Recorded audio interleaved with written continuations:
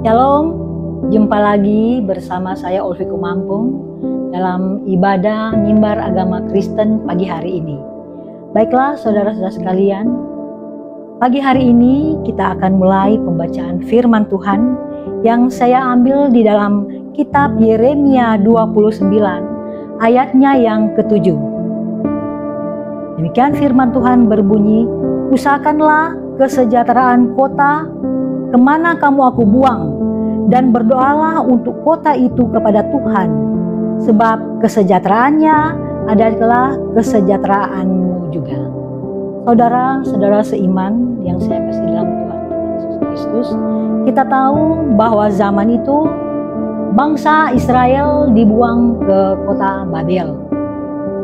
Dalam pembuangan ini mereka sangat kecewa, mereka sangat marah, dan bahkan mereka berharap supaya Tuhan mengembalikan mereka lagi ke kota asal mereka, yaitu Yerusalem. Tetapi di luar perkiraan mereka, Tuhan malah berkata kepada mereka supaya mereka tetap tinggal di kota Babel. Dan mereka malah harus mensejahterakan kota Babel ini. Mereka harus kawin di sana, mereka harus bercocok tanam, dan mereka harus menjadi bangsa yang menjadikan kota ini juga sejahtera. Karena kesejahteraan kota ini adalah kesejahteraan mereka juga. Lewat pembacaan Yeremia 29 ini kita bisa mengambil pesan pertama, yaitu supaya bangsa Israel ini menjadi berkat. Menjadi berkat di tempat mereka berada. Mereka tinggal bersama dengan masyarakat di kota Babel dengan segala macam berbeda-beda, tapi mereka harus bisa menyesuaikan diri mereka dan mereka menjadi berkat di tengah-tengah bangsa ini. Dan kedua, mereka harus mendoakan untuk kota Babel ini. Dan berikutnya, bangsa Israel juga harus berusaha untuk kesejahteraan daripada kota Babel. Karena di mana mereka tinggal, jika kota ini sejahtera, mereka juga mendapatkan dampak dari kesejahteraan ini. Saudara-saudara yang kita kasih dalam kasih Tuhan kita Yesus Kristus, sebagai anak-anak Tuhan saat ini kita melihat keberadaan bangsa kita juga saat ini sedang bergejolak. Kita makin percaya sungguh Tuhan senantiasa mengasihi negara kita. Sebagai anak Tuhan kita harus sama seperti bangsa Israel. Tetap percaya dan menjadi berkat di bangsa kita sendiri, itu bangsa Indonesia. Kita mendoakan bangsa kita. Dalam keadaan saat ini kita tetap tenang, berdoa supaya bangsa kita ini kembali menjadi bangsa yang tentram dan damai. Karena di mana kita tinggal, kita akan merasakan kedamaian itu.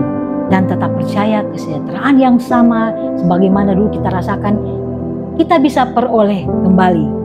Kita berdoa bagi pemimpin bangsa negara kita supaya mereka diberikan keadilan, mereka diberikan kebijaksanaan untuk mengayomi bangsa negara kita yang tercinta ini.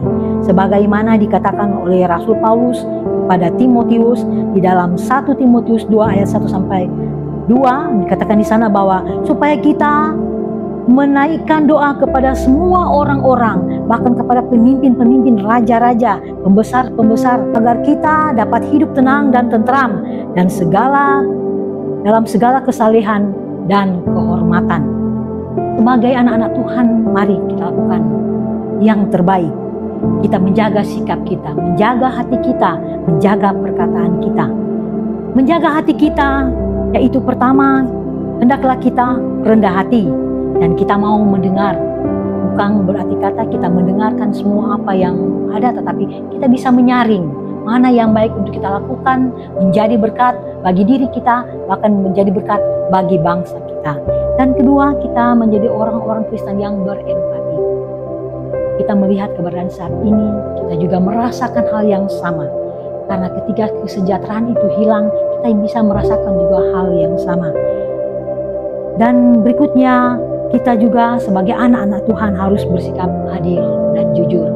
Menyingkapi keberadaan saat ini, mari kita sama-sama tidak memihak sesuatu yang salah, tetapi kita bisa menyingkapi, melihat mana yang baik untuk kita ambil, dan kita menjadi orang yang bisa menempatkan tempat yang baik.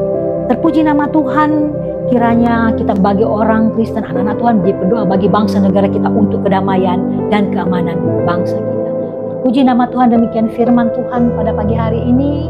Tuhan memberkati kita semua. Shalom.